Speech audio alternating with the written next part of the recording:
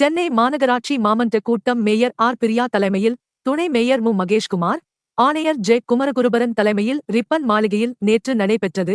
இக்கூட்டத்தில் பேசிய நிலைக்குழு தலைவர்கள், நிலைக்குழு கூட்டத்தில் மாநகராட்சி உயரதிகாரிகள் பங்கேற்பதில்லை என புகார் தெரிவித்தனர்.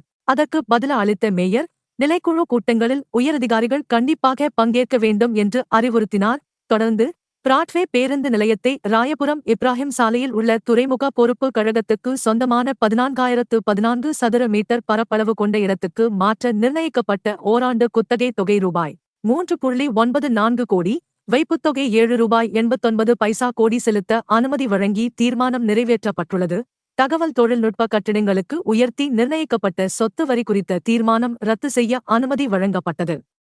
ரிப்பன் மாளிகை வளாகத்தில் 75 கோடியில் புதிய மன்ற கூட்ட அரங்கம் கட்ட அரசிடம் நிர்வாக அனுமதி பெறவும், 11 ரூபாய் கோடியில் நவீன 3D மாடல் நிழற்குடைகளை 81 இடங்களில் அமைக்கும் பணியே தெரிவு செய்யப்பட்ட ஒப்பந்ததாரரிடம் வழங்கவும், குப்பை வாகனங்களை GPS கருவி பொருத்தி கண்காணிக்கவும் அனுமதி வழங்கப்பட்டுள்ளது. சென்னையில் செல்ல பிராணிகளின் வளர்ப்பை முறைப்படுத்த பிரத்யேக மென்பொருளை உருவாக்கி, நாய்களுக்கு மைக்ரோசிப் பொருத்தவும், மாநகராட்சி சார்பில் அமைக்கப்படும் நவீன மாட்டு கொட்டகைகளில் அடைக்கப்படும் மாடுகளுக்கும் மைக்ரோசிப் பொருத்தவும், அந்த கொட்டகைகளை நடைமுறைப்படுத்துவதற்கு உருவாக்கப்பட்ட செயல்முறைகளுக்கும் மன்ற கூட்டத்தில் அனுமதி வழங்கி தீர்மானம் நிறைவேற்றப்பட்டுள்ளது. நேற்றைய கூட்டத்தில் மொத்தம் 112 தீர்மானங்கள் நிறைவேற்றப்பட்டன.